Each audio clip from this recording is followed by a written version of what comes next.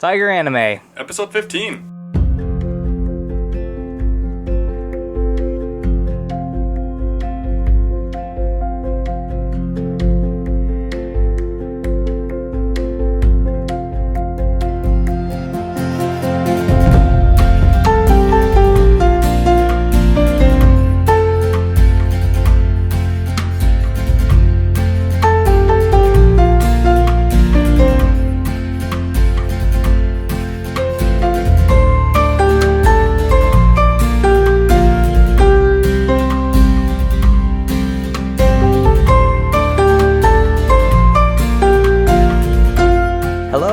Welcome to another episode of Tiger Anime. My name's Arash. I'm Jae. And his mouth is full of sandwich, and you're listening to Tiger Anime, always sinking our teeth into everything that is anime and manga. We've got hopefully a pretty good show today. Hopefully, as long as Jay's not continually eating this entire time. I will be. I promise. But we're hoping that, because unfortunately both of us didn't really watch a lot this week, but there is, I'd say, pretty big news to talk about concerning the anime industry this week. Yeah, but also we can talk about our normie lives. Yeah, our normie lives, since we discovered that we're normal. So, with that, we're going straight into our past week, and since Jay is stuffing his mouth full of stuff...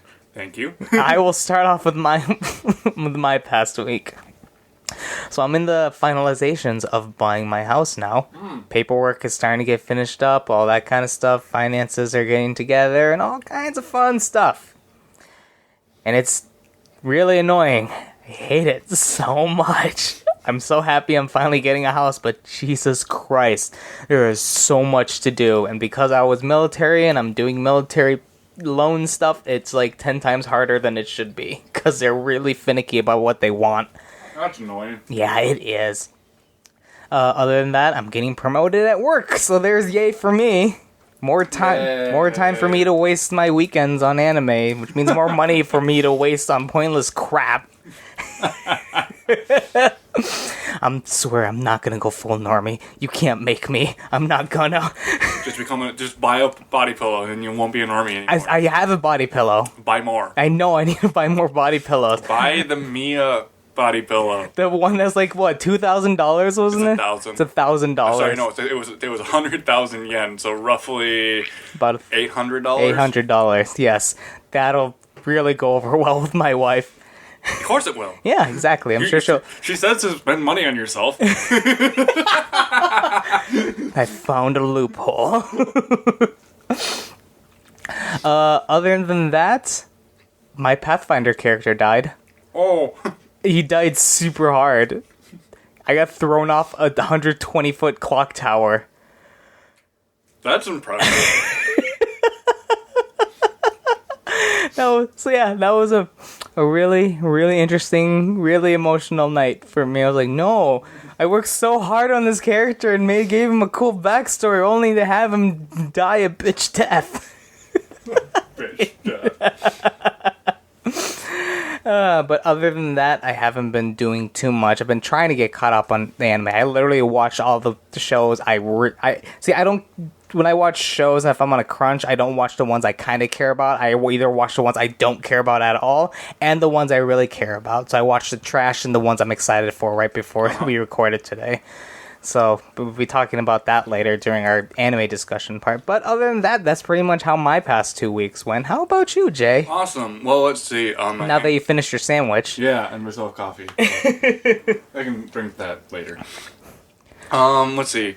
The biggest thing was that I went to a bachelor party for a friend of mine who's getting married next week, and I basically got off work, went to my friend's house. Yeah. And started drinking. Beautiful. This is like around 11:45. I'm basically like the kind of like the motto of it was that you had to have a drink in your hand at all times, the entire time you're there. Oh god. So yeah, it was really fun. I ended up not drinking a whole lot. Mm-hmm. I still had beer in my hand the entire day, and I woke up next morning. It did feel a little sick because that's all I was drinking. Yeah. Don't recommend doing that. But no, we played, we had a pool, so we played some pool games. mainly with a basketball and us yelling at each other and swearing. Yeah, also I tried for the first time a game called Beersby. I'm not familiar with drinking games, so... Yeah, so what you do is you have, basically you have a pole that has, they have something on it a little bit bigger than the pole itself, too, so you can set a beer bottle on top of it. And so then you have two of those, and you have two different teams and two people on each team. And you have to have a drink in your hand when you play. So you're basically playing one-handed. Oh, God. So the object of the game is that if the frisbee hits the ground on the other teams, you get 1 point. Okay. If you hit the beer bottle off the stand, you get 2 points. So you have possibly getting 3 points total. Yeah. However, the team can obviously catch the frisbee and catch the beer bottle. Oh. However, they have to be standing behind the pole at all time. Like when the other team is throwing, you can't stand right next to it to be about an arm's length away. Yeah. No, that's fair. So one thing you can do is you can hit the beer bottle, and the beer bottle's empty. Yeah. You can hit the beer bottle, or you can hit the pole itself. Because then if you hit the pole, the beer bottle will fall, and the frisbee will shoot off in a direction, and they can't get it. However, one of the guys my guy on my team was able to catch the frisbee and then swoop in and catch the beer bottle with the frisbee. Oh. He did that multiple times, and it's actually really hard to do, and he actually's never done it before. And he was really drunk at the time, too, which made it even better. There you go, kids. Being drunk gives you superpowers. Give you Beersby powers. Beersby powers. So always drink. Always drink. As long as you're of age. Yeah. So that was super fun. We also played some beer pong, and I grilled up some brats. Oh. And so that was really good. That was super delicious. But yeah, it was great because I didn't have to pay for any of it. Yeah. I just showed up. You just showed up and showed up, ate, and drank it. After that, we were there for quite a long time, and then we were driven down to and dropped off downtown Minneapolis so that we could go to the Room Escape. Oh. It is literally called the Room Escape. Okay. Or Escape the Room. And I can't remember. And basically, if you've ever know what a room escape is, basically you're locked into a room and you have to figure out, how to get these, keys or something to unlock something. And so ours was an apartment-themed one. And so basically, the entire room is decked out as an apartment. There's a kitchen, living area. There's a TV in it too, with a DVD player attached to it. But there's also these two TVs that have the countdown timer in it. You have an hour to get through this thing, and you have to find 6 different keys. And so the guy, they basically tell us everything. Hey, don't do these. These numbers don't matter. If you'll see these things, they don't matter. Okay, yeah. If something's gonna open, it's gonna open easily. Don't force it. Yeah. Which one of the guys who was drunk just wasn't following that rule. But anyways, we basically we had to find 6 different keys. The microwave is locked with basically the turntable things. You had to find the numbers to unlock that. We had no idea how we found random things. There's a bookshelf in there that had things labeled this goes here and this goes here, and we were what the hell does this mean? And on the table was this book, one of the books from the series of unfortunate events. And and then in a bookcase, and my friend of mine goes I bet there's something with this bookcase. And so he figured out without any clues how to open the bookcase to go to a secret room. Oh. Which had a computer in it, which all bunch let's go get porn! And so we started shouting, but that kind of became the mantra whenever we found something that had, we do with the computer, or any form of media, physical, physical media or digital media, we go it's porn! That's the true treasure. That's the true treasure right there. It's pornography. But anyways, so I found the first 2 keys right away. I opened up the cupboard, and since I am super tall. Yeah. I more or less just looked into a cupboard, they put up this yellow piece of tape on there, just reached in and pulled out a key. Nice. My brother then opened up the oven, looked inside for half a second, and then shut it. I opened it up, knelt down, looked inside, pulled out this case that was magnetically attached to the side of the oven, pulled it out, popped it open, and a key inside. And so those were the easiest ones to get. Mm-hmm. The rest of them came from the most obtuse possible ways you could hide something. Yeah. So one of the things we had to do is like there's a telephone, there's a wall telephone and a corded wall telephone. I haven't seen those in years. As well as a security pad in it. Okay. And so we get a ding on. Hear a ding on TVs that have the countdown timer. It says a clue, like fluff. And one of the ones was literally, "Hey, how about you fluff the pillows?" And so like, okay, so we went to the couch, turned over the pillows. There's numbers on them. Oh. And so then we typed those numbers into a security pad, which I believe unlocked the fridge, which then gave us a clue to how to figure out other things. And somehow they were also able to figure out how to pop open the pantry through a series. I think they had to type in something again into the security one, which was a different number that popped open that one. I think that's how they did it. Okay. The other one was another one was like you type in this number into the phone and it pops a drawer. Oh. That was weird. Okay. That was super weird. And I think we found something in there. I don't know how they unlocked the microwave. I don't know how. I don't know where they found the numbers for it. But we also found a book that was like this, a safe that was disguised as a book. Mm-hmm. And there was a key for it. There's also a number written on the corner of it. We had no idea. We tried that number everywhere. There was also a safe in the secret room, which is also decked out in tons of sports stuff. And so we were like, saying, well, this number goes to the safe. We type it in. Nope, nothing. After a while, they found, I don't know where they found this, but they found a DVD. Yeah. No, they found the key to the book safe. No idea how they found it. Yeah. No idea. And then they opened that up. Inside is a DVD, which everyone again shouted porn. Yay, porn. And so we put that in, and that DVD showed us how to open up the secret bookcase and the safe combination. Oh. And so and then that got us something, which led us to something else, but the most obtuse one that they had to do was they gave you a menu to a actual restaurant. You then call that number on it with your cell phone. You then are given a list of like what that restaurant serves. Like, we recommend these items. Mm-hmm. You then take the prices of those numbers, which then gave us the combination to a lock inside the pantry. Okay. Yes. So also we were finding these numbers like that were like also letter also like in like there were also colored, so like yellow, purple, one. There's this one 1 through 6, and like what the fuck is this? We then found out that one of the paintings opens. Oh. And inside is these colored buttons. And so what you had to do is you had to find all of them and then hit the colored buttons in the correct order, and then a thing inside it pops open and you get another key. Oh. It was so much, like, it took us about, like, 40 minutes to do it. So you guys did solve it? Yeah, we did end up solving it. Nice. And, like, that was really, really fun. Like, one of the other things we had, like, they somehow found a USB stick. I have no idea where they got it. Mm-hmm. No idea. I was, like, after I found the first 2 keys, my motivation kind of dropped, because I'm like, I did my job. But I was still looking for things. One of the ones is, like, okay, you got the USB stick, stick it into the computer, opens up something. Yeah. Also, anything like that allowed us to find where to get another key. I can't remember.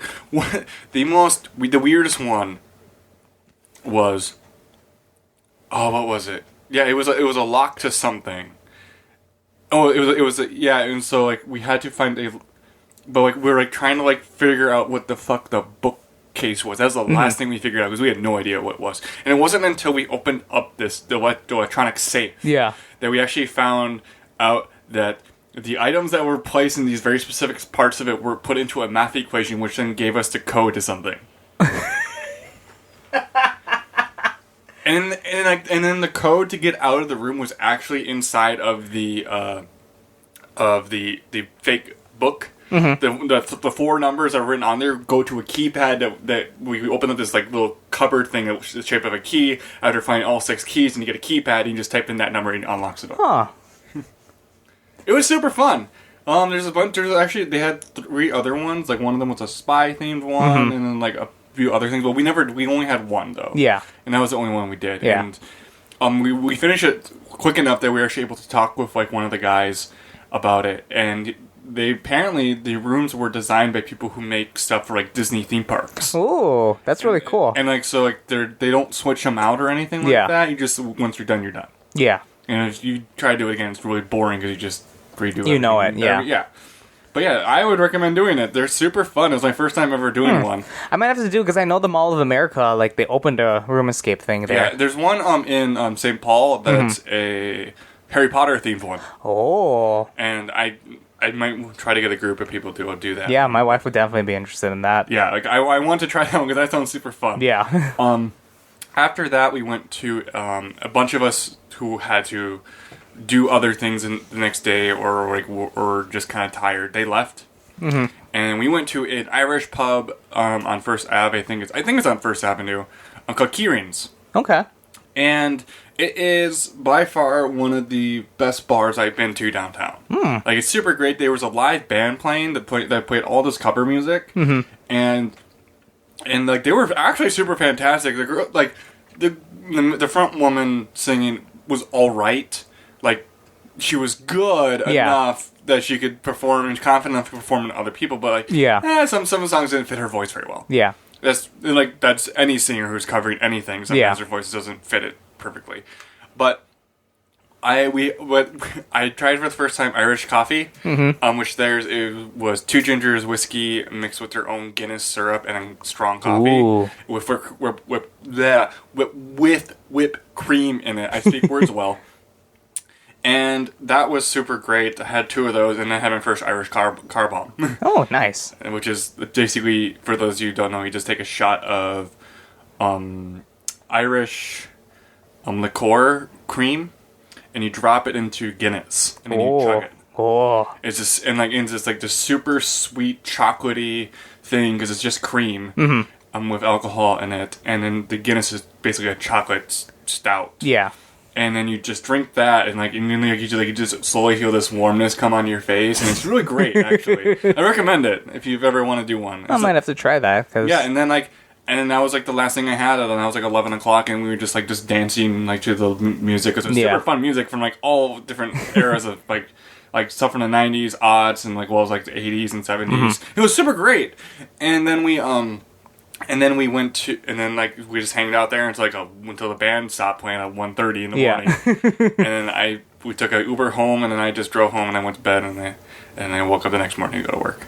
Aw, that must have sucked. Well, I didn't have to. I switched shifts, so instead of starting at 7:30 in the morning, I started at 10 o'clock. Nice. So it was still a 4-hour shift, but once I got home, I was passed out. I can imagine. I woke up at 7 o'clock thinking, oh shit, Game of Thrones is on. No, it's on at 8. I stayed awake until stayed awake, watched it, and then I went back to bed and was out again. Beautiful. It was great. And then so that was what it did. Hanged out with the lady friend a bit as well. That was super fun. We watched Drunk History. Ooh, nice. It's a Comedy Central show, if you've ever heard of it. I've heard of it, yeah. Yeah, basically people just get drunk and then tell history stories. Beautiful. And then they take the recording of the audio and they have actors mouth what they're saying. Aww. And so it'll be a man talking of a woman's voice. It's really funny. There's this one black woman who does Harriet Tubman. Now she was a spy for the Union. Yeah. And she's just one of the lines was, yeah, my white ass can't go there. So this big burly general dude just talking with this female voice. It was so great. But yeah, and then right now we're also having a Japanese student stay with us. Oh, okay. His name is Takayuki. Oh. He's really outgoing and really fun, but I don't get to see him too often because I've been really busy. Yeah. But yeah, it's been, and also on Saturday, this is the last thing I did, I swear. Went over. God, you do so much. I'm sorry, I'm busy, and I'm a fucking normies. But I was doing otaku things. But no, so we went to so I went over to some friend's house who I used to work with at GameStop, and I brought also got the Amazon exclusive edition of Your Name from Japan. I saw you, son of a bitch. Yeah, you're gonna kill me. I am. One of these days, I'm gonna kill you, and I'm gonna take all your anime, all of it. Too bad. We'll give it to your wife. It's still technically mine then. For her to destroy it. You monster! But no, so we watched that movie, and one of the two of them actually know Japanese. Yeah. And so they were laughing at some of the very specific Japanese word jokes that were in it. There's one specific one where the character accidentally uses the feminine term for like how you refer to yourself. Yeah. And then like she goes through several different ones until she hits the right one. That one's really funny. But no, like that they had the same reaction I had, which is at the very end of it, you're just kind of overwhelmed with emotions. Yeah. And it's a beautiful movie. I need to see it. Yes, you do. I do. Yes, you do. Someday. Someday, yes. Yeah. So, and that's about it for my week. I watched Game of Thrones, and Game of Thrones is actually really good this season. Ooh, that's good. Yeah, I'm not like super attached to like the characters like my dad is. My dad's like really attached to some of the characters, and was like just freaking out the end of like this week's episode. And I'm like, well, he's probably not gonna die because he's this dude and this actor is super popular. I'm super cynical about things when I watch it. All right, so from there on, we got quite a bit of things that happen in the anime industry. Yes, some really big things. Should we start off with the one since it's not as big as yours? You do that one. Yeah, so one of the biggest ones is that one of the legal anime streaming services, Daisuke, is going to be stopping its services on October 31st. It's still going to be streaming Dragon Ball Super. It'll still simulcast that, but those who have not canceled their membership will get a free premium service until October 31st. That's awesome. Yeah. It's kind of a shame that we're losing an anime streaming service, a legal one, but I kind of expected it. Yeah, Daisuke was interesting because it was actually not run by Americans. It was actually run by a Japanese coalition of like 9 different studios, I want to say. I know like Toei was in it, part of it. Sunrise was, Bandai was, and a bunch of other like Japanese coalition. I was like, cool, Japan was as well. And they started this thing to like have like a very legal way of streaming, and so like, they had control over it. Unlike with like Crunchyroll and Funimation, they have no control over. I should say they have control, just not 100% control as what they would like to do. Yeah. And Daisuke was also the only way you could watch Gundam: The Origin legally without having to spend $70 for the imports of each episode. Each episode was $70 and like an hour long. They came with tons of extras, but like legally without having to buy that, you could rent it for 48 hours for like $5, which is not bad for like something that's like an hour long. So that was the only I found out one time. Oh, I should do that. Never did. Yeah. Well, I mean, it's kind of expected because I mean, we got Crunchyroll. Obviously, was one of the first. Because I think Funimation was pretty much the first legal streaming site. So I want to say that Crunchyroll, they started off as pirates. Yeah. And then they switched. Then they got, I think. Yeah, they got like a cease and desist letter or something, or they got some sort of like legal action was taken against them. But instead of fighting it, they basically said, "Hey, we have not contact with them. Yeah, let's see what we can do to make things better." Yeah, and that's how Crunchyroll became legal and legit. But so I think that, I think that Crunchyroll was the first people who actually really did it, and then Funimation got into it, and then Daisuke was later. Daisuke was later, and I think that was their problem, is they got to the game late. Yeah. And especially with, because I mean, what do they have exclusive? You said they had Gundams exclusively? So they had a bit of Gundam exclusively. They had Gundam: The Origin. It was the only way you could actually find it legally. They had Gundam Wing for a while exclusively. Yeah, because I remember Crunchyroll used to have Gundam Wing. Yeah, legally. Yeah, legally. But then it seems that also Hulu is a big player in it. So the people who actually are in charge of their anime stuff are fans. Yeah. In fact, I was listening to a podcast where this guy named Justin Savakis he does DVD authoring. He's also the founder of ANN, Anime News Network, where we get almost all of our news. Yeah. that we talk about. But he was talking about how they knew who he was when he contacted them, and he's like, "Oh no, we know who you are. We read ANN every week." So Hulu became it's now a huge contender in it. They have they have the dubs for 4 Gundam shows. They have Gundam Wing, 8th MS Team, and I think there's one more. I just can't remember it off the top of my head. But yeah, so those are the HD remasters for them as well. And they went, and Sunrise went to them first, and then they went to Crunchyroll as sub-only. Yeah. Because, Daisuke, who did they have to contend with? They had Crunchyroll's already been in for so long. Funimation, which is the leading US distribution and all that kind of stuff. Now, especially right now, they have to go against Amazon for anime. They also have to go against Netflix for anime. And Hulu's kind of shying away from it, but they still have some stuff, from what I could see. Hulu, they're not making as much of it... Sorry. They're not making as much of an effort as they were. They're still getting stuff. Like Hulu as a platform, they're more concerned about getting popular things rather than everything. And then we have Netflix that's releasing their own shows exclusively through them now. I forgot to grab that news item. Yeah, and now with Amazon Prime, that's kind of doing the same thing stuff now too. Yeah. So Daisuke never really had anything. I used to watch some stuff at Daisuke, just because, if I remember right, they got some stuff at the beginning a little bit earlier than Crunchyroll at the time. And nowadays, it's just Crunchyroll can get an hour after the release in Japan now. Yeah, it's getting better and better now. Yeah, because they had timed exclusive on God Eater. However, at the time, their player was so bad. It is really bad. Honestly, I sent them several hey, your player shit messages to them. Politely though. Yeah. Hey, I'm getting frame stuttering. I'm getting half the bar. There's this thing on the bottom that's pulling down the image. It's stretched at the very bottom. Audio wasn't synced.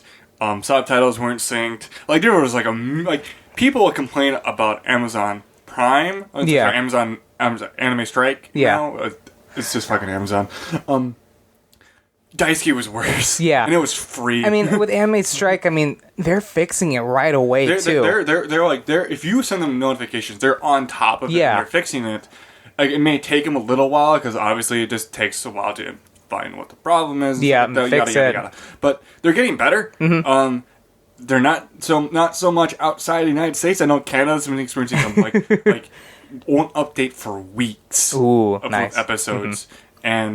But then it's as soon as you this one admin it's the creator of a Group by Man, she was talking about how she had to contact Sentai Filmworks to talk to Amazon to get the episodes up. Nice. She contacted them, and literally a day later they were up. Nice. So yeah, so it's a shame that we're losing another anime, or we're losing a legal streaming service. I know but that people used it, just not enough people. Which I'm not surprised. Is just unfortunately just wasn't popular, especially when you have to contend against a lot of big names. Yeah, but one of the shows I actually would watch in there every once in a while was Anji 11, I think is what it's called. It was a talk show.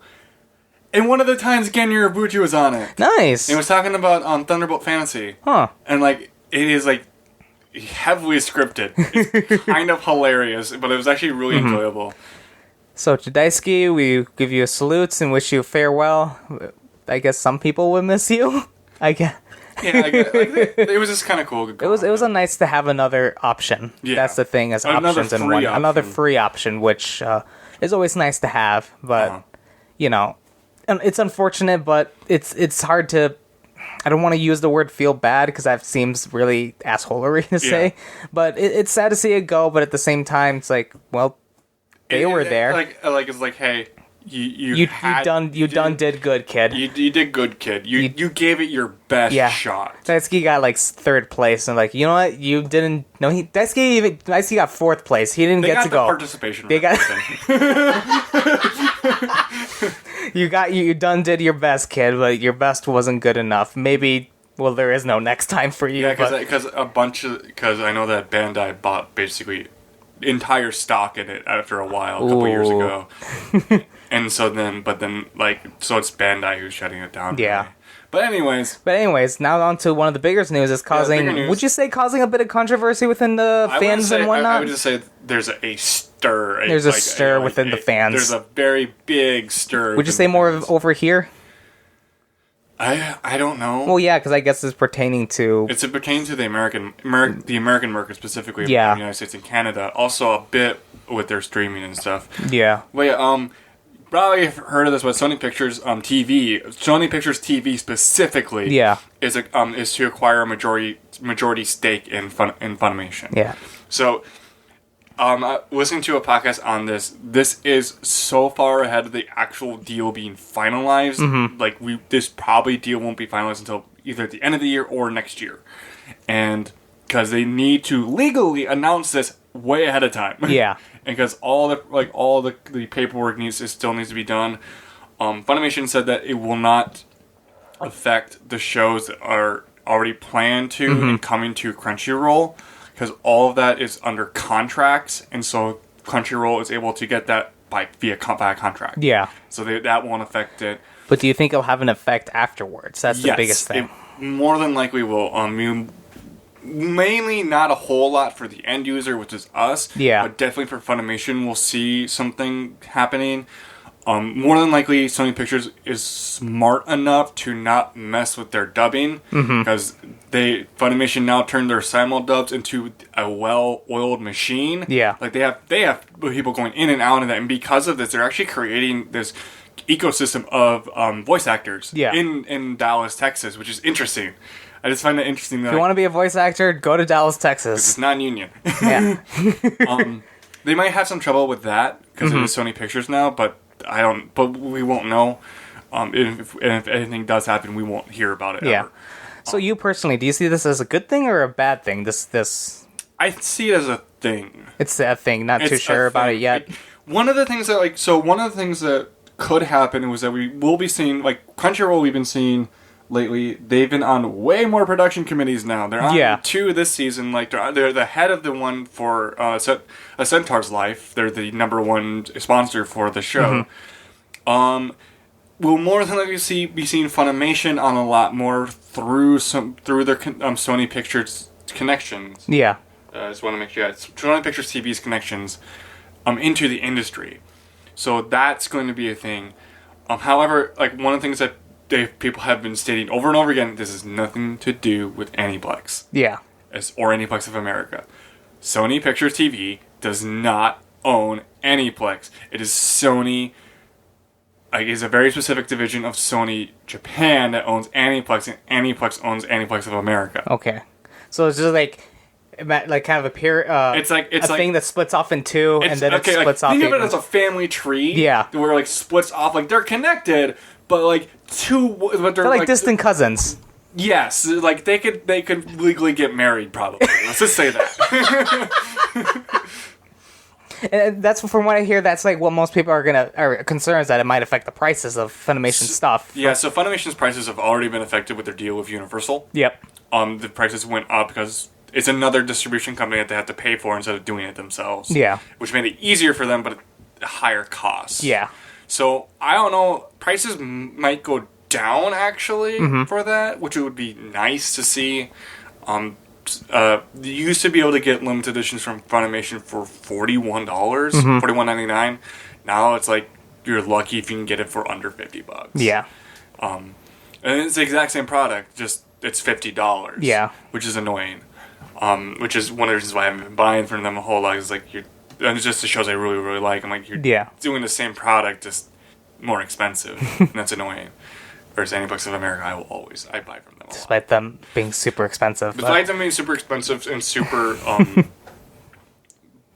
being super, what is the word for it? sparse. Yeah. I still like their sets a lot. Yeah, Aniplex is that, you know, you got your 3 different kinds of wine and whatnot. You got they're all the same kind of wine. Let's say they're all just one type of wine. Yeah. But one of them's more from a more reputable winery and more expensive, obviously. That's Aniplex. You got your affordable kind of wine that isn't too cheap and still nice to drink, and that's Funimation. God knows what that third one is. It's streaming. It's streaming, yeah. You know, It's just bag wine. yeah, it's the bag box wine they can get that when you just need it. You just need your wine fix. But no, so I won't. We can't assume anything at the moment because we have no idea what the fuck this is gonna do. Yeah. I know that Mike Toole, who does a lot of stuff for Discotech, and their things as well as like doing their panels and stuff like that, was on Twitter talking about how he's like basically saying like, someone said like, could Funimation get Evangelion? And he was like, probably. He's like, there's a chance. There's a chance now because of Sony Pictures connections. Yeah. However, it's been stated by Madman in Australia that fuck this guy. Hideki Anno doesn't want anything to do with licensing the TV show until the 4th movie is done. Why? Which is in production, actually. Finally. Yeah, it's been in production for a while, and Studio Car released a teaser image, which is just nothing. Okay. I looked at it, and I'm like... That's an image. That's an image, and I think I shared it on Facebook with the caption saying, I'm really excited to see how this shit ends. But I love Ava. Yeah. But yeah. But, you know, that's it. So that's exciting. If that actually does happen, that's great. If not... Hopefully, after the final movie, something comes out. So yeah, basically, for anybody who's concerned about this, it's a wait and see. Honestly, yeah. I mean, overall, would you say overall it's gonna be a little beneficial to us as the anime fans? I actually don't know. Yeah, like it's so much is up in the air right now. Yeah. But we'll see, because like. Like all the things are just all these different things. I have like Netflix just announced dropped like a ton of things. Like here's the originals we're funding. Like fuck. Yeah.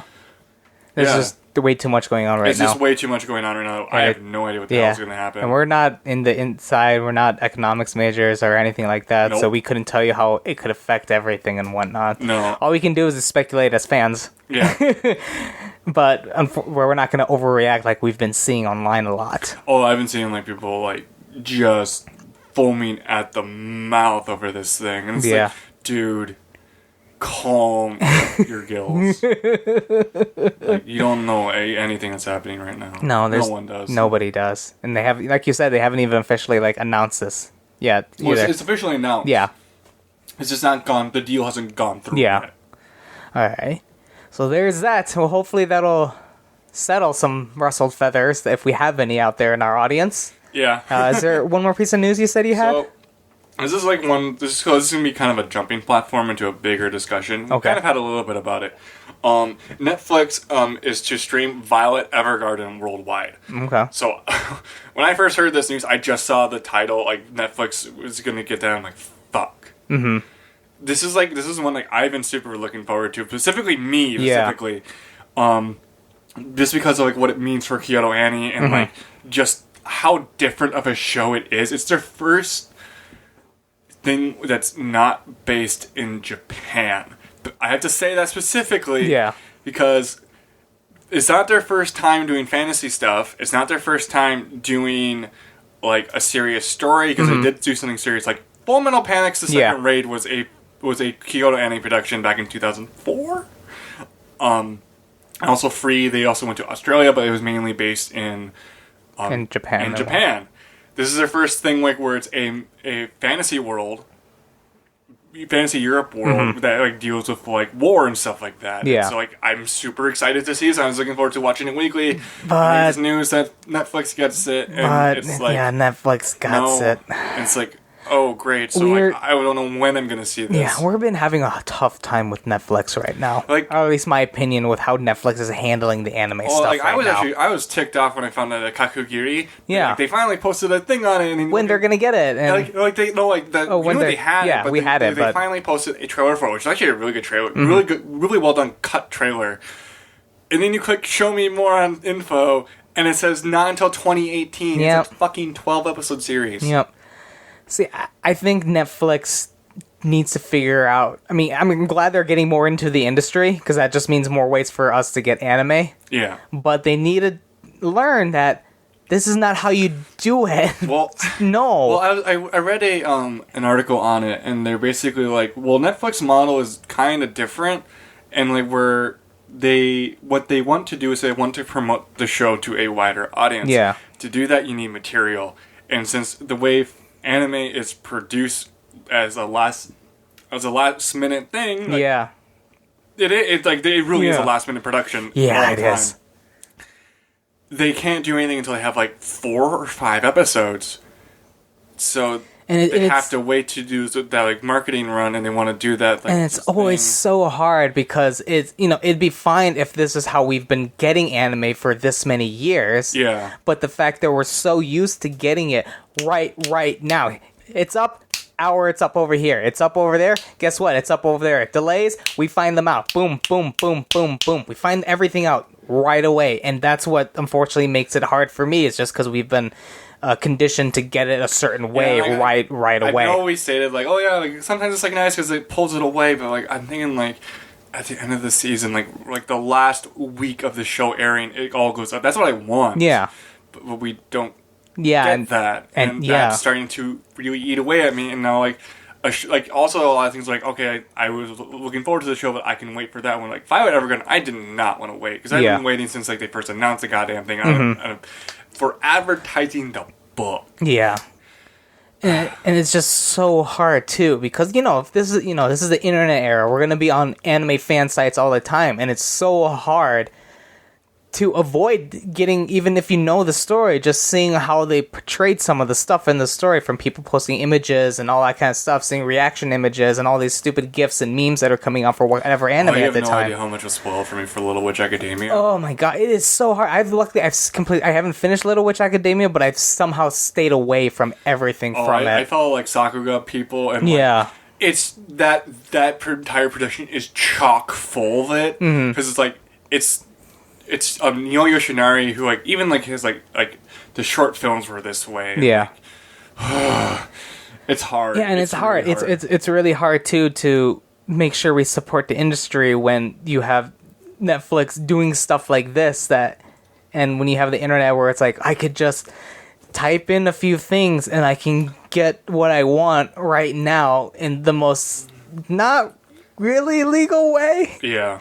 And it's so hard to fight myself for it because I've luckily been doing it because I want to keep supporting the industry, but it's like Netflix, come on. Yeah, I can understand that's your model, but come on. It is making it really tough. Yeah. And like someone said but they specifically said it spring 2018. Oh my god. And then they were someone's like, yeah, but it's coming on the spring. I'm like, that can be as late as June. Yeah. Like, the last week of June. Because that's when, like, the spring season is still airing at that time. Yeah. Like, Little Witch Academia then come on to, like what, the 21st of June this year for the first 13 episodes? Yeah, it's double-edged sword, I think, just for Netflix in general, because Netflix does produce their own kinds of shows and whatnot, but then it's their shows. It isn't really airing anywhere else, and then we have all kinds of some anime that they get the rights for, and it's most likely going to be airing in Japan.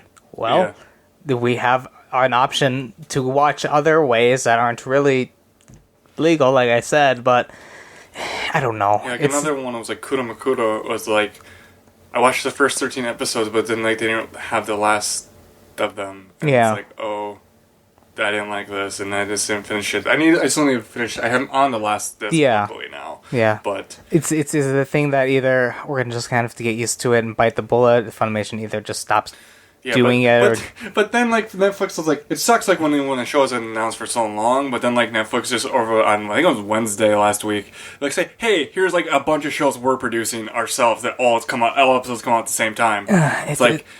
That I don't mind. Yeah. Because that's like Netflix making their thing, and then like there's no other way to get it besides that one big like flop it comes out. But like when it's airing on TV in Japan weekly, that's when it starts to bug me. Yeah, and then of course we got Crunchyroll that's like got their own shows, and then hey, guess what? It just aired in Japan. It's been an hour. Yep. Guess what? You got it, kid. Yep. So I don't know. I'm very torn with Netflix right now. I am too. Anime Strike, at least they're expensive, but at least they're doing simulcasting. They're doing simulcasting, which I like. Simulcasting, we've been spoiled too much with simulcasting. Oh, you have no idea. Oh my god. But yeah. But anyways. God, I'm mad now. Yeah, now I got you super mad. Great. Oh well.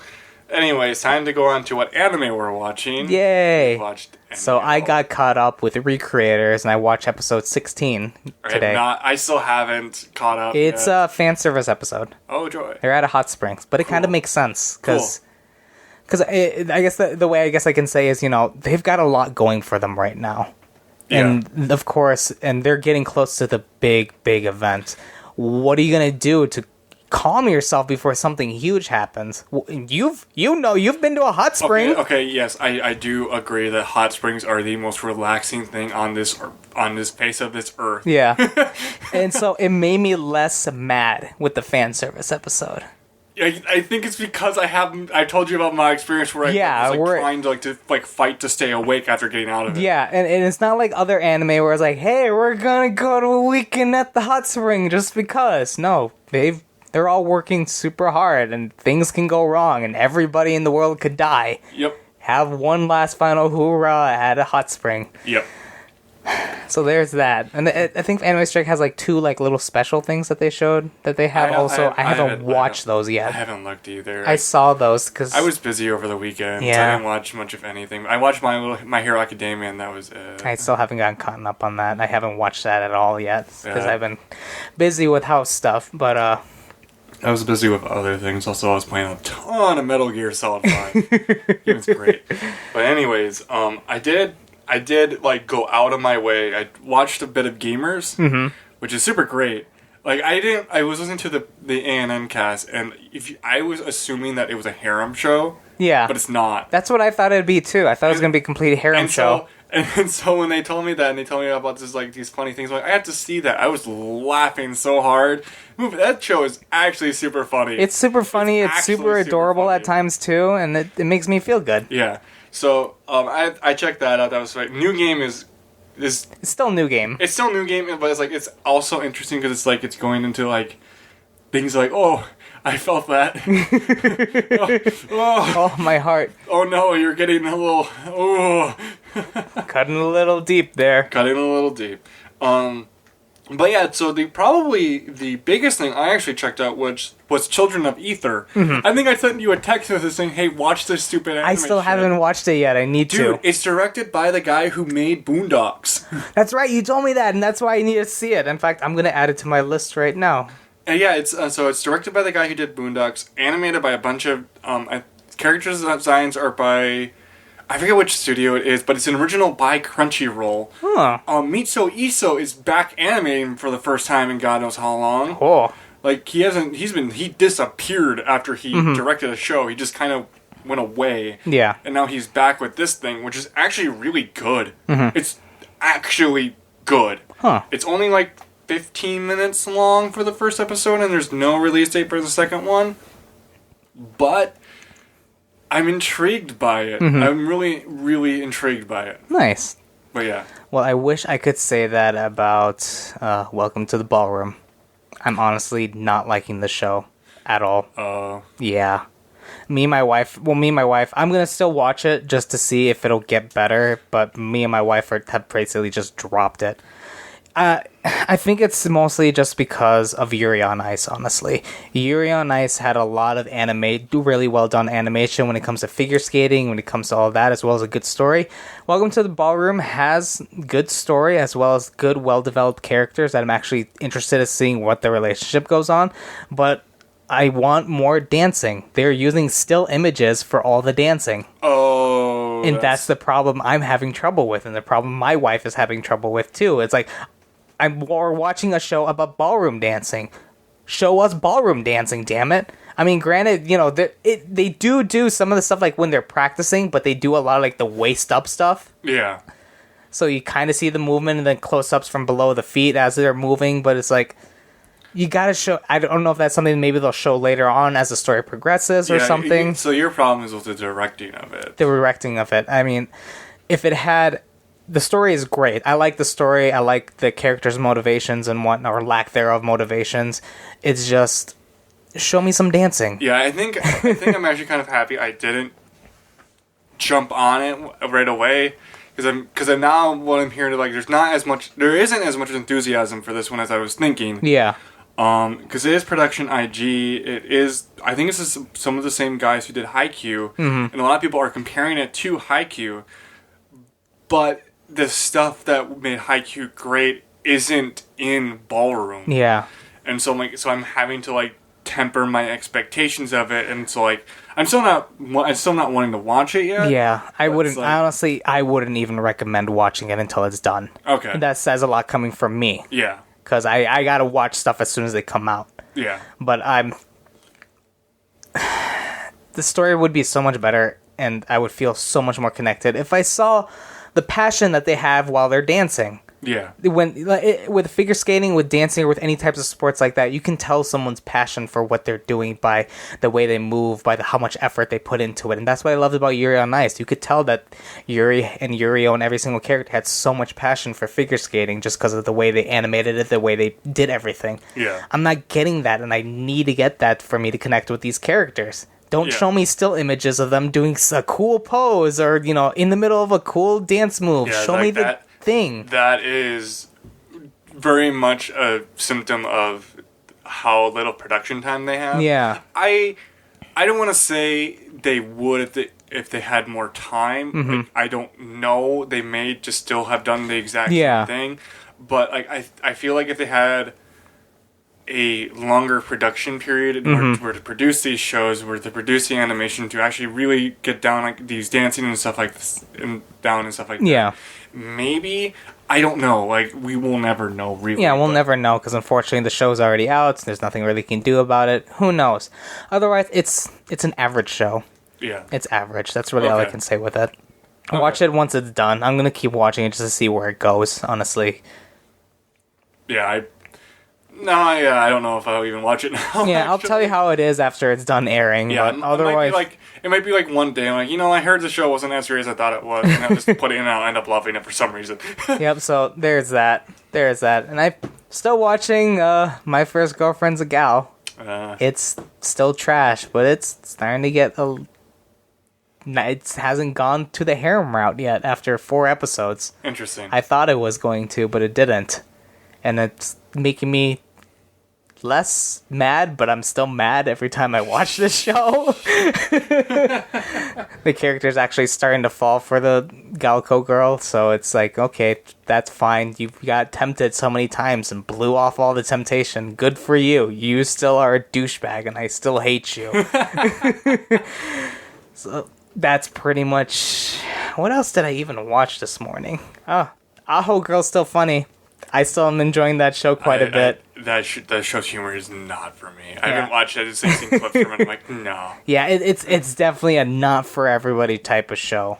Yeah. It's definitely I don't even know what kind of comedy to call it. Like, because I know it's definitely slapstick comedy. I like how short every little tiny story is. So it's one of those things where, hey, I need to watch something stupid. Have a good laugh. I'll watch this. Yeah.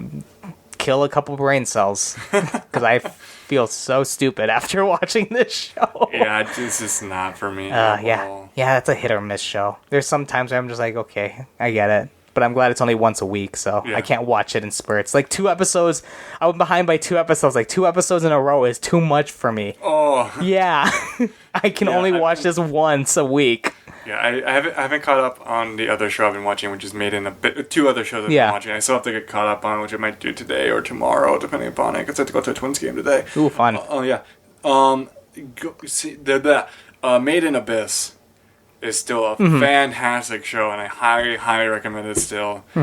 It's the mystery of it is what is really driving the show forward, and the mystery is so good. It's like you have this pit of like it's a literal pit in the middle of this town. Yeah. And you have no idea what the fuck is in it. And you're just discovering it with them as they're going through it. And it's super great. So yeah, I recommend it. Like it's a big because like if the pit wasn't there, it would still be a well directed show, but just wouldn't have this driving force behind it. Yeah. And that's super it's just super enjoyable. Like also the character designs are still super cute. Yeah.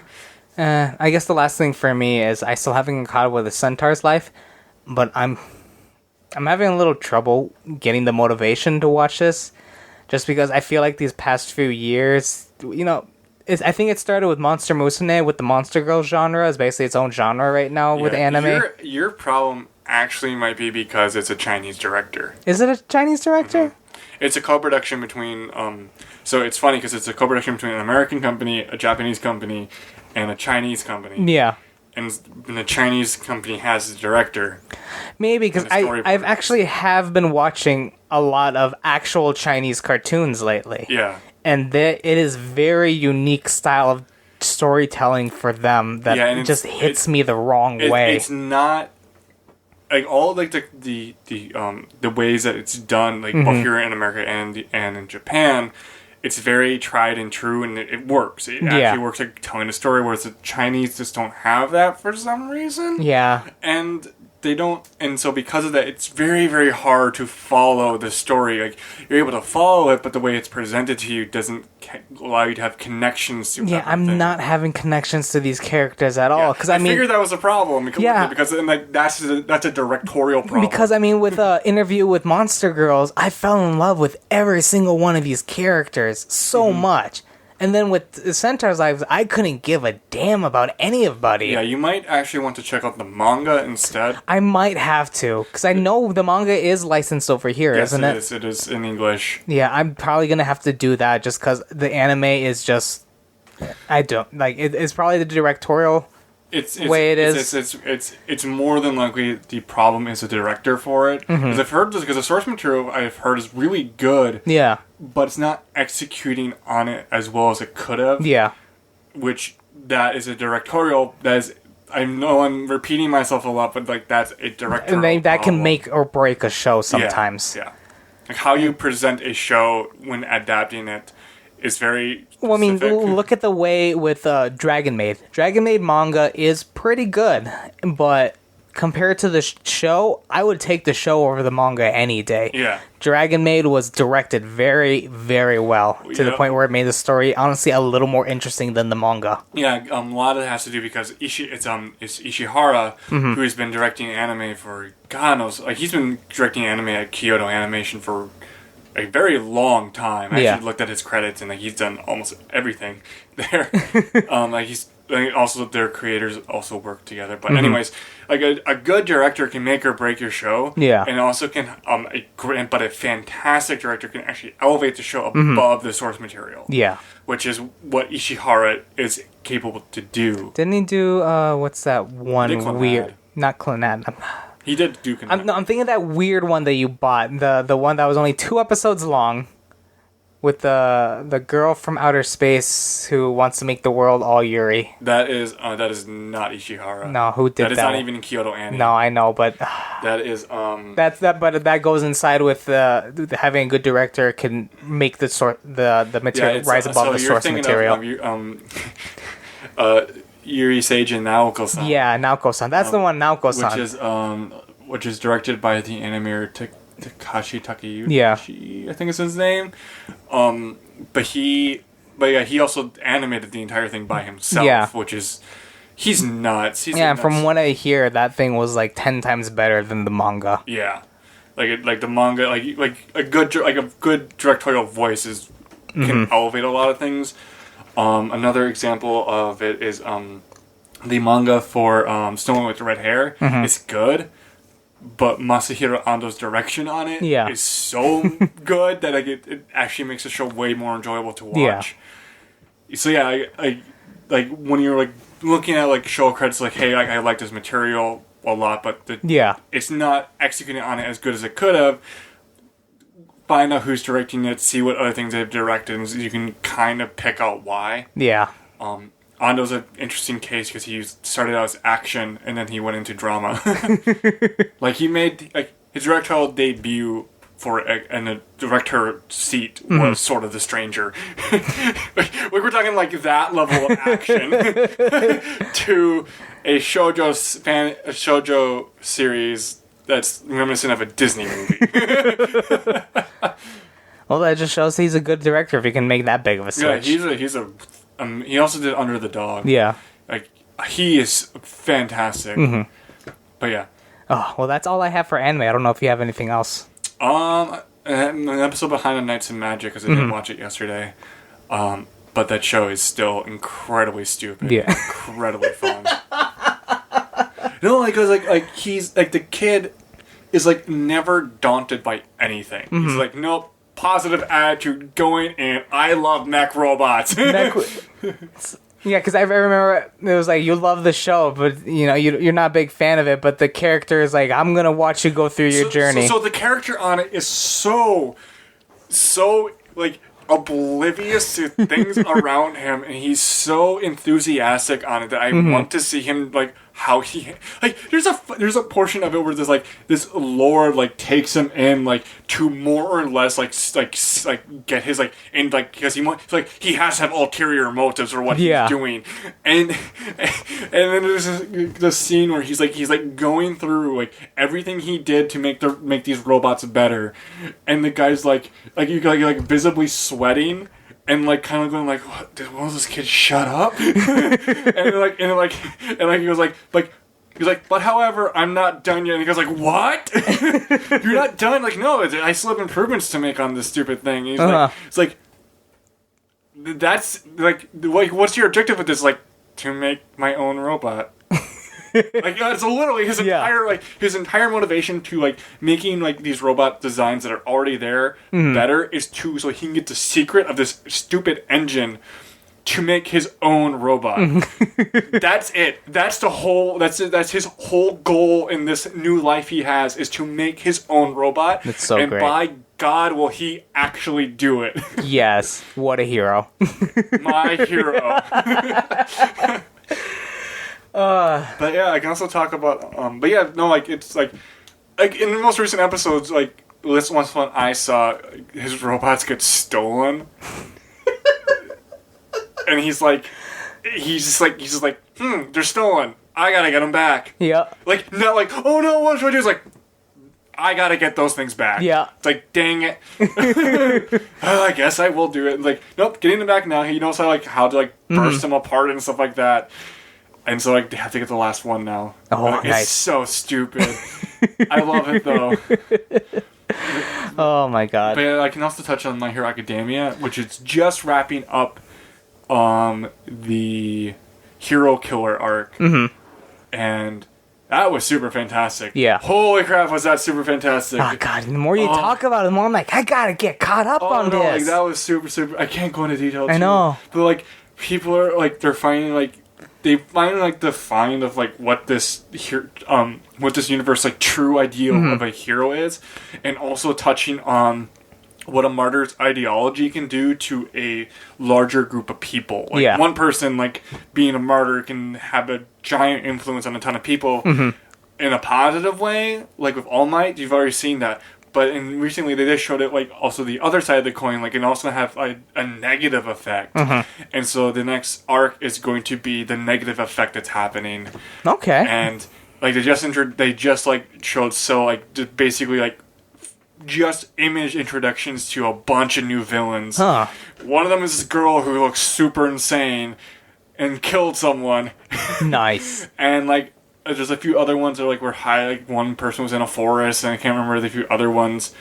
But it looks so. I'm super interested to see where. That's this what I goes. love about My Hero Academia is that even all like these side characters and everybody just looks and acts so interesting. Like everyone's unique and has their own worldview and ideology, which is kind of hard to. No, it's not hard to find in like other shonen. Like Naruto has it all over the place, but I don't know. It's just with Naruto and One Piece. It's just. I never really, even when I was super into these shows, I just couldn't really care so much about these side characters. Yeah. And want to really know more about them. I don't know. And that's when and this is like once Naruto like really hit it big over here, back when I was a weeb. Yeah. Well, I still am, but. Yeah, there's a lot of things that My Hero Academia is executing on very, very well. Also, like, and again, like, I know we keep on bringing up directing, but the directing on that is absolutely fantastic. And like it's very easy to follow everything going on. Very easy, like very visually showing you things that don't have to tell you at all. And also like characters' motivations and like what they're doing in their self-realization is absolutely fantastic. The writing in this show is top notch. Some of the like it's still going kind of at a snail's pace, but it's going at a clip that feels like it's always driving forward though. Whereas Naruto, it felt like sometimes it was just a slogging through. Yeah. So this one's like feels like you're just always progressing through. And next week's episode, if you want to get caught up, is just an anime original. Okay. So if you want to get caught up, you can. I would recommend doing it now because they're taking basically a break from the story to do something. Okay, so now's like the best time to try and get caught up. Now's the best time to get caught up. Perfect. They just finished something. They just finished the arc that they're on, and they're taking a story break, not like a show break, but a story break to give basically to shine light on some more of the side characters. 'Cause this show cares about its side characters. Yeah, it does. Oh, I love Frog-kun. She is so good. She's always been one of my favorites. She's great. And there's also the gravity girl like Urakawa. Uraka. She's adorable. She's so adorable. There's a minor joke spoiler. There's a scene in the latest episode where Deku is talking to her on the phone, and then he gets off the phone. He's like, "Talking with a girl on the phone is so great." it's like she was right next to me. Well, that just means I'm just gonna have to order a pizza, get super drunk, and bawl my eyes out like a little bitch then sometime soon again with this show. You have to do that soon. Yep. No, that show is actually. Oh, that show is super fantastic. Can't recommend it enough. No, I can't. I think, like, I got a coworker that's like really into superheroes, and I might recommend this show to her just because I think it'd work. So. Oh yeah, it works perfectly in the second season. The second season has so much more energy than the first. Like you can kind of tell, like there was all this build up and then this explosion of energy that's happened in the second season. Like, oh, it's so great. Oh. But yeah, I'm looking forward to seeing where this show goes. I know I could just read the manga, but there's so much color in the production of it that I don't want to read the manga. Yeah, like, this is one of those things where it's like I want to know, but there's just so much being done so well, so much color, so much energy that you just. I mean, you can get it from the manga, but just not as well as what you're hearing. I think a lot of this has to do with the director in the studio, because the studio Bones. And so, if you don't know who they are, they did like Fullmetal Alchemist, Fullmetal Brotherhood. Most recently, they also did Concrete Revolution, and they're also the guys who did Soul Eater. Nice. But yeah, they're a fantastic studio with a bunch of talent at their hands that they have connections to. So yeah, yay! That's about it. Really. Yeah, that's gonna be our episode. Then. I also watching more of the Eccentric Family. Oh, which is good. The Tanuki family, and it makes me want to go back to Japan and just be in Kyoto for 3 months. I'm really gonna have to start pinching my pennies now to go to Japan. So there are very few shows, and very few shows that have the city that it's based in feel like an actual character. Like a lot of shows, it's very barren and stuff like that. And, not much happens. But Kyoto Animation's very good at making their cities feel alive and lived in. And I don't know much. I haven't seen all PA Works stuff, but like generally like they're budgeted shows, and so like they can't really do that. But like something about Kyoto, the depiction of Kyoto in the Eccentric Family just makes the entire city feel like its own character. Maybe it's also because you've actually been there too. Also, well, yeah, like it's also because I've been there, but also because it's like there's people in it. It's not just this empty city. Like, there's people in it. Like most, like if they like show a thing of the city, you don't see much of the people there. Yeah, like things are happening. It's all like it's brilliantly colored. Like I just paused it like just to like wait for something, and I just paused it and I'm like, holy crap! Like I'm looking at just this master painting of a background of the city. Is like, holy cow! Like, the production on this thing is amazing. And I like it's just, and also like this like the story of like also the characters are just the dysfunctional family of Tanuki, and like they're so like the latest episode had them inside of this flying tea house. Aww. Where they're like where they're celebrating a fire festival in Kyoto, and so they're up there in the sky like drinking with a tengu, and then they see like their branch family, which is their uncle and his two whiny ass twins who think they're better than anyone else, hate them, and on this gigantic flying ship, and so they get into a firework battle where they're shooting fireworks at each other, and one of them they're supposed to like be like the sons of the super important Tanuki who turned himself into a mountain to like beat these tengu up. Tengu are flying demons. Like, if you've ever seen the red mask with the giant long nose, they wear those. Okay. Yeah. And so, so they get really pissed off because they hate their uncle. Yeah. and so one of the sons, like, pulls out this gigantic tube, like, this gigantic thing. And, like, the oldest brother's like, no, you can't do that. It'll hurt my reputation. And my thing was like, I don't care. And then, like, he's like, kind of like, and then cuts to the brother. He's, like, saying all these things. And next thing you see is like, the third son and the mother pulling this thing to the side and pointing at and then they light it up. Oh. And then, but also then the entire like building like drops to the ground and gets shattered. Where are you watching this? I'm gonna have to check it out because it does sound like a really fun show. It's super good. Like I'm on episode 4, I think, or 5, but it's all super fun. Like it's a super great show, and there's a lot of really touching family moments in it. And I'm excited to see where it goes. Yeah. Like it's I haven't had this much fun like with a show like just watching every once in a while in a while. It's so great. I highly recommend this show. Oh, I'm gonna have to watch it then. Yeah. Also, the art style is very, very unique. Yeah, it's one of PA Works' most artistically pleasing looking shows. Okay. Like everyone has like these. It's not like these like, like this typical like designs that PA Works typically has. Like it doesn't.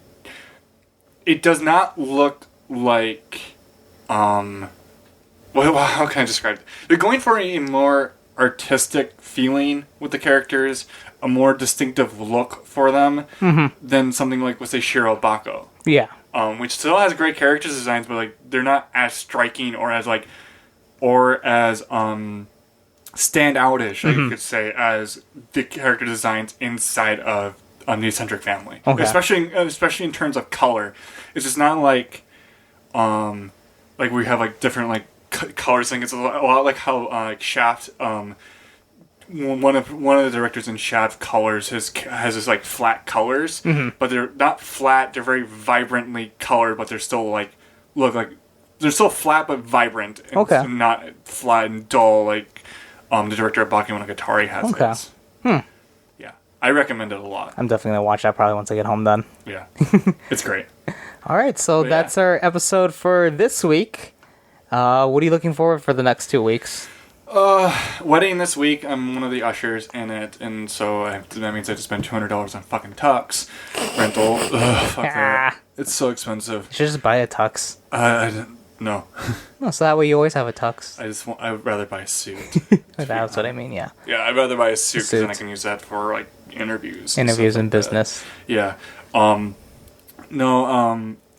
Also, I forgot to mention, I finally bought my first books for a semester, which was $150 for one class. For one class. I have one other book I need to get, but I have to wait to rent it because that's $40 to rent. And then I'm waiting for my last class to actually post what books they need. Well, yeah, post what books they have on the bookstore.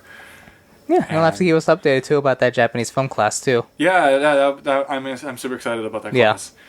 That's the one book I have to wait till after the 12th because the stupid system is set for the summer and not. Ooh, the, nice. It's the system's fault, not yeah. I'm just not the professor's fault. I'm doing it so early that like the system is recognizing it. Oh, this is a summer rental, a fall rental. It's annoying, but whatever. But yeah, also I sent in like my FAFSA stuff, so I'm waiting on financial aid stuff, and luckily it's only going to cost me like $7,000 for this semester. That's not too bad. No, it's not too bad. It's like, what's to say this Bethel was like $15,000 a semester. Go to an affordable school, kids. Remember, the type of school you go to doesn't really matter unless you're becoming a lawyer. It really, really doesn't. Nope. Like if you want to, like, I would say starting like community college. Yeah, get your generals done, and then transfer to a school that you can transfer to. Yep, do that, kids. Save yourself money so you can waste it on anime. Yeah, because I did an entire semester at a community college for like $2,800. Like, yeah, or become like me and just drop out of school. Don't do that. Do it. Or go to a trade school. Go to a trade school, yeah. Become an electrician or a plumber, Become an electrician and a plumber. That's life advice from two weebs. Or a welder. If you want to be a welder, come to Minnesota because we have a welder shortage, and you're more than likely probably able to get like $60,000 to $70,000 a year starting. Yep. I'm not kidding about that either. That's we so have great. a giant welder shortage. Yep. So yeah, those are life advice from two normie weebs. Yay, life advice. But anyways, I'm looking forward to seeing Dunkirk. I'm going with Rem on Wednesday morning. Nice. I'm also looking forward to. I have some book pre-orders coming in on the 22nd. The Irregular Magical High School Volume 5, and I think one other one. I don't remember. I think it's one of them is maybe Overlord or Goblin Slayer. I don't remember which ones are coming in. Unfortunately, I have to hold off on buying books right now. Oh, that's a bummer. Yeah, it is. But yeah, can't think of much of anything else not at the top of my head. Oh. There's a few other things like I could probably think of, but it's not hard enough. Well, for me, I'm hopefully getting more stuff done with buying this damn house. Getting all that stuff. I've been getting packing and whatnot already. Getting all kinds of stuff settled with the electric company, the internet company, the city for water and heat, and all that fun grown-up stuff that is all just a bore. I'm getting caught up with more of the anime because I'm so far behind because these past 2 weeks have been hell paperwork-wise because of all the home buying stuff. But things are finally calmed down enough that I can get caught up on my hobbies. Yeah. Getting training done at work for my new promotion, which is going to be nice so I have more money. And other than that, that's pretty much it for me. Yeah, nice. Yeah, so a lot of stuff going on for the both of us. Yeah, like... This week is incredibly busy. Yeah. And there's been a lot going on, too, with the industry as well. So hopefully not too much big stuff, but we're hoping some more stuff happens in this next 2 weeks that equal nice stuff for us. Yeah, I'm just getting ready. School is the biggest thing for me. Like, I have to wait to see how much funding I get to see. Like, if the remaining... There's probably going to be a difference. If the difference is small enough, I should be able to pay it off I should be able to pay it off myself out of pocket, so I don't have to take out more loans. Nice. That would be really nice. In an ideal world.